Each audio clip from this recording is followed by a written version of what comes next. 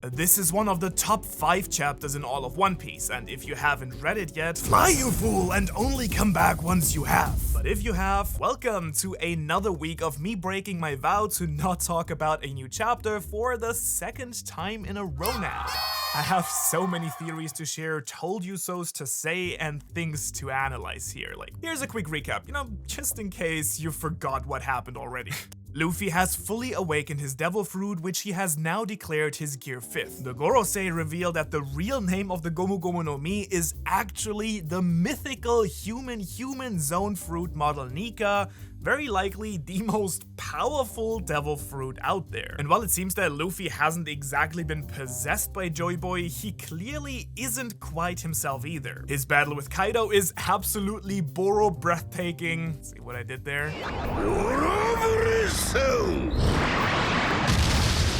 And Kaido apologizing to Luffy is exactly in line with my character analysis of him I published just 2 days ago. Then there's also the ridiculous fact that Luffy's hair has turned into fire, like in this sketch that Oda made of Luffy as Street Fighter Ken. Also, his eyebrows have started curling, very similar to Sanji.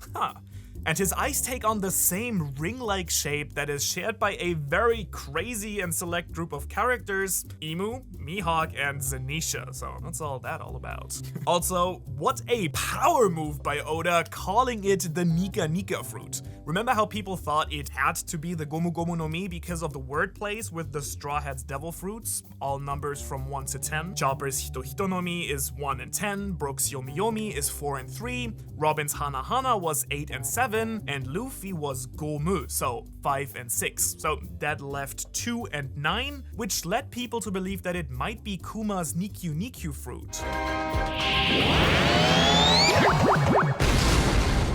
Well, turns out it's not Nikyu, but Nika, another reading for 9. Luffy was 2 and 9 after all, and that now leaves 5 and 6 open again, and the only fruit we now actually know that fits this is Enel's Goro Goro no Mi. Just throwing it out there, not saying anything.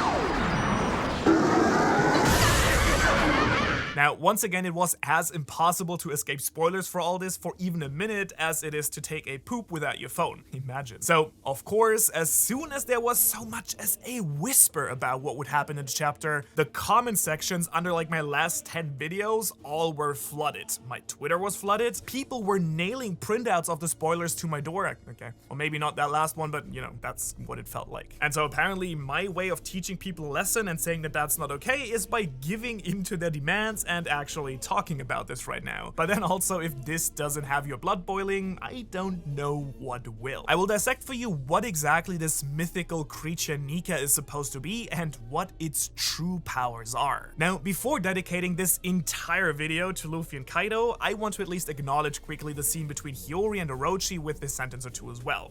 Even though, let's be real, no one really cares in the context of this chapter, but still, I found it both very surprising and satisfying to see Orochi dying at the hands of Kanjuro, especially because it was his own fault when you really think about it. Orochi literally told him to cast everyone in the castle into the abyss of hell and free their souls. Kanjuro, free us in a blaze of glory. Us, free us in a blaze of glory. That's literally what Orochi said. To which Kanjuro responded, well, as you wish, please enjoy my final show, the Suicide Pact of the Kurozumi clan. Galaxy brain move right there from Orochi once again. Really funny stuff, but not as funny as what's up next. So here's actually my first I told you so moment. That sounds a little bit cocky, but I have to take the few wins I can get at least. Luffy is a mythical Zoan fruit. As fun as that resin idea was, as one hilarious comment in my video pointed out, it did make very little sense for the government to rename the resin fruit into the rubber fruit. I mean, as if anyone would go, oh no, it was the resin fruit all along. Now I really wish I had got my hands on that one. And so all mythical fruits we've gotten so far, with the sole exceptions of Sengoku and Katarina Devon, who might very well still appear in this arc actually, have been in Wano, and both the Buddha and the Kitsune are heavily connected to Japanese culture. And so, as I've mentioned in a bunch of videos already, Wano is based on the story of Momotaro. Momotaro, with the help of a pheasant, a dog, and a monkey, goes to Onigashima to defeat the Oni. So we do have Kaido, the Oni, a mythical Zoan, Momotaro, a mythical Zoan, the same one actually. You have the mythical dog Yamato, the mythical bird Marco, and so there was really just one logical candidate left for the mythical monkey fruit, Usopp. I'm just messing with you. And so it turns out that Luffy's rubber abilities are just a natural property of the sun god Nika, similarly to how Marco has access to fire or how Yamato can create ice. In other words, it's the paramecia properties of a mythical Zoan.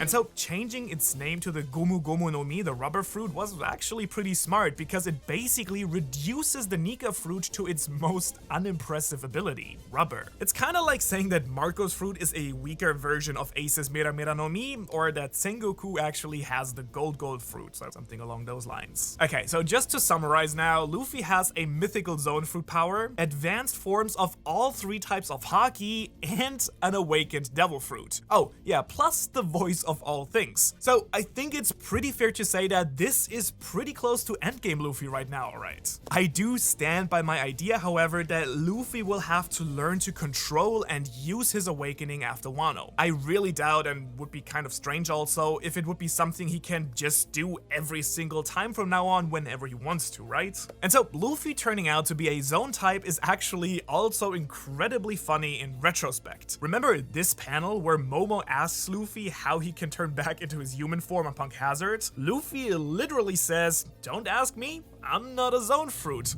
どうやってさあ 俺ゾン系じゃねえからな Well, turns out, Luffy, you are, and you basically have spent your entire life in your hybrid form since you were like 8 years old, which is just such a Luffy thing to do. And in a way, this scene was pretty big foreshadowing as well, because Momo and Luffy, as far as I can remember at least, are the only 2 people in the entire story that truly struggled with their devil fruit powers after they got them. Other characters, like Khalifa for example, could just use their fruit pretty decently right away because they fully understand what their power actually is. Luffy, however, thinks that his fruit is the rubber fruit, making it incredibly hard to work with at the beginning because that's just not what it is. It's a Zoan.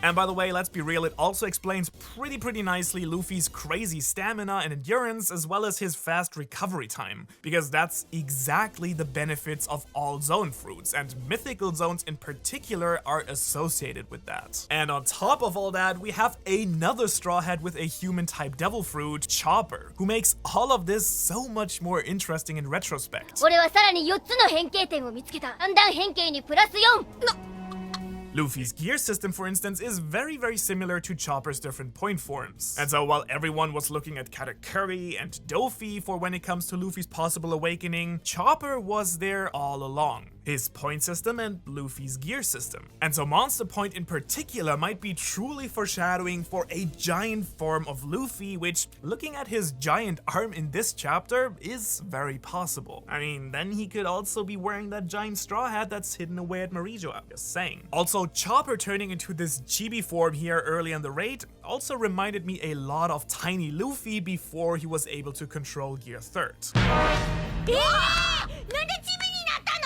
Also, after the time skip, they both came back able to switch between different forms with little to no setback and effort. And so to me, the only real question is, will Luffy eat a Rumble Ball, and what the hell will happen when he does? But let's talk a little bit about the fruit itself, shall we? Clearly, Shanks knew exactly what it was when he stole it. Shanks was clearly tasked by Roger to find the right person to become Joy Boy. And so he had no other chance really but to bet everything on Luffy, the only person who now could actually become Joy Boy because he ate the devil fruit.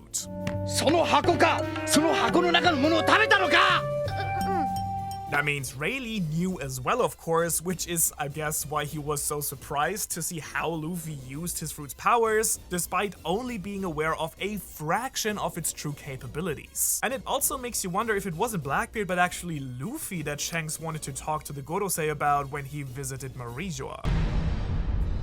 ある海賊について話が。 Him telling them about Luffy having the fruit, which is how they might have found out in the first place. Now, I still don't think, honestly, that it's very likely that Shanks is a villain of the story, but it definitely makes you question his motives just a little bit. But who knows, maybe Shanks knew that Luffy would have to die in order to awaken it and push the government to make a hasty move, as they ended up doing in the end. Not fully understanding how that fruit worked, though I do feel like that would be a very detailed plan, to say the least. So not sure if Shanks is that level of mastermind, but maybe he is, who knows. Similarly to that, I guess it's possible that Blackbeard did confuse the Yami Yami no Mi with the Nika Nika no Mi. But honestly, I personally think that those two fruits look very similar for a reason. They probably are a sort of pair, the sun and darkness. And that would actually also make sense thematically, because Luffy's rubber powers are also a wonderful counter to the Gura Gura no Mi's earthquake abilities.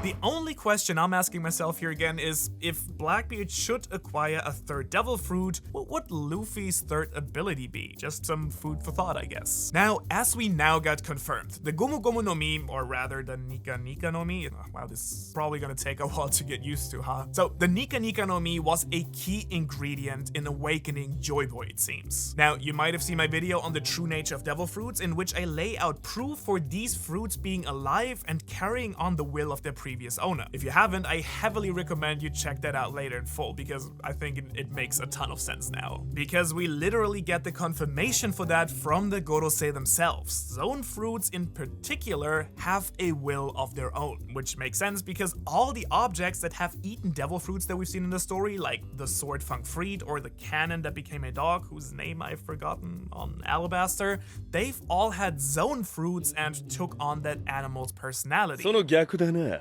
こいつはゾウゾウの実を食べた剣。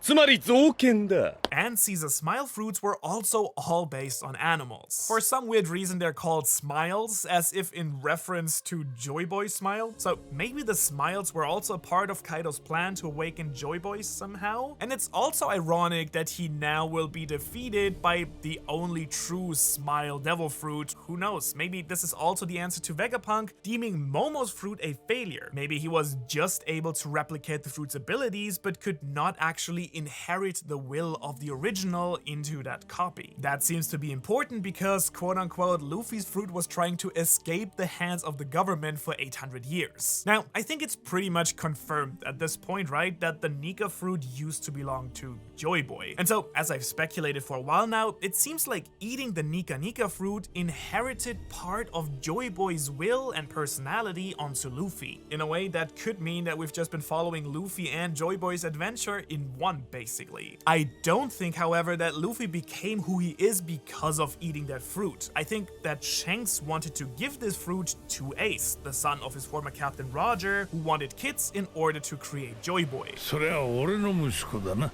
いねえだろ。 And so I think what happened is that while looking for Ace in Fuchsia Village, the will of Joy Boy in the fruit chose Luffy as its worthy owner. I guess think of it in terms of Thor's hammer. Luffy always was the embodiment of what it meant to be Joy Boy. He has been freeing people from their burden and bringing joy and hope his entire life. I mean, he literally liberated every one of his crew members, freeing Zoro from his capture, Nami from her burden, Robin from her darkness, Brook from his loneliness, and so on and so forth.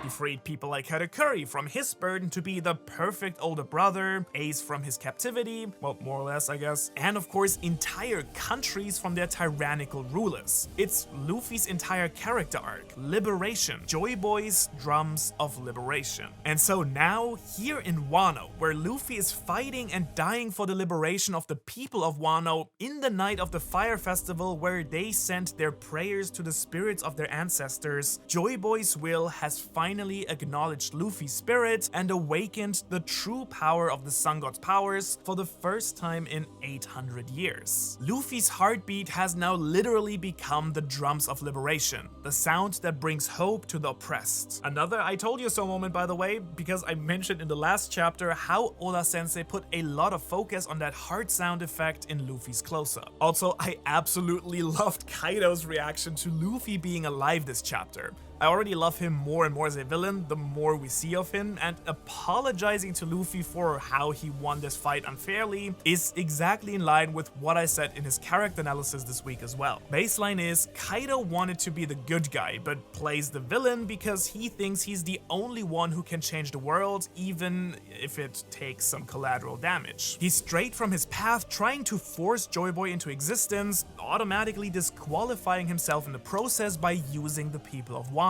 Plus, he didn't have the Nika fruit as well, I guess. And so I think Luffy will also liberate Kaido from this heavy burden as well. We will see Kaido genuinely laughing again, and I think he will end up being on Luffy's side at the end of this fight in some way or form. Now, while possible in theory, I guess, I doubt that Kaido will actually be by Luffy's side at the final battle, but much rather sacrifice his life for the Straw Hats when the Marines or Blackbeard or whoever will inevitably arrive at some point to make sport of the winners. That way he will finally be getting the honorable death that he always wanted, having successfully brought about Joy Boy's return as well. And fingers crossed pressing really hard, it will be Yamato who will join the Straw Hats and then represent Kaido by Luffy's side.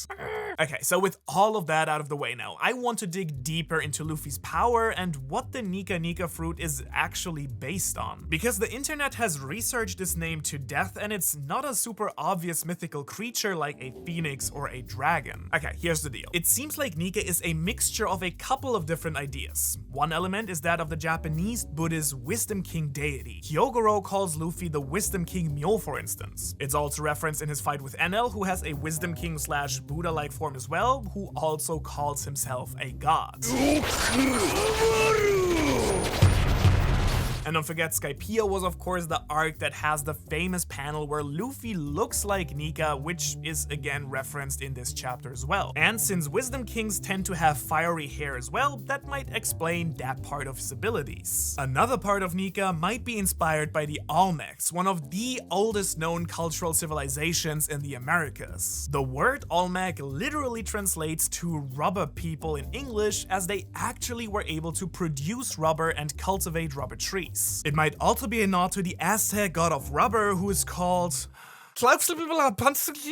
Nailed it. This god's name translated means the Lord of the House of the Dawn, which fits pretty nicely to the one who brings the dawn, the sun god, don't you think? This god was also associated with the sun gods, representing the eastern cardinal direction. Not only would that tie in nicely with Dragon's Aztec tattoo and Luffy being from Brazil, but the dawn is also the sun rising in the east, Luffy coming from the East Blue. Okay, so we might now have an idea what Nika is inspired by, but what are Luffy's actual powers now? Because there seems to be two things in addition to his rubber powers that do seem new here. One, Luffy's Toon World-like powers that seem to turn everything around him into a cartoon, and two, his fire powers. To me at least, these two don't really seem to be the same thing, I feel. Okay, now there's actually a fantastic theory I have for you guys that Luffy's fire powers are actually not related to his devil fruit at all, but due to Luffy being half Lunarian, the old gods, like King's Flames or Sanji's eyebrows. And so if you want to hear that theory in detail next week, make sure to subscribe to the channel not to miss it. Now, another option for his fire powers that was really kindly sent to me by a guy called Renato is that since Nika is the sun god, Luffy might just have the powers of the sun itself. Quite literally, especially since the sun is a reoccurring theme in the story. Now, the entire theory itself is very science heavy, which is awesome, but maybe a little bit long. So what you need to know right here is that a star like the sun is basically a giant fusion reactor. And so we've seen Luffy using gas and heat to modify his body, which seems to work in a similar pattern to plasma, the fourth state of matter that is heated gas. For example, in this panel here, just a few chapters ago, Luffy tells us that he can't let the gas escape his body or it's over. So Luffy literally seeming to melt might be him heating up and creating plasma inside his rubber body, using the power of the sun itself to unleash unimaginable forces. As 𝚑𝚌𝚒𝚑𝚝 said, the morning sun will rise, maybe quite literally. And while I really like that idea a lot, it doesn't explain the cartoony part of his powers. What's the deal with that? Well, basically, since day one, Luffy's fighting style has always been somewhat cartoonish, but he had limitations. Like when he tried that spinny attack on Arlong but got stuck and almost died in the process. Now, similar like in Yu-Gi-Oh!, Toon powers have incredible potential because they can go against the laws of time, space, gravity, and so on. It truly seems to allow Luffy to fight in any way he pleases, like expanding his limbs, changing the world around him, and ignoring how physics work in general. As the Gorosei explained, making people laugh wherever it goes, it's the most ridiculous power in the world. Maybe quite literally, as Luffy can turn things into a funny cartoon, which would be the most Oda-like thing to do, I do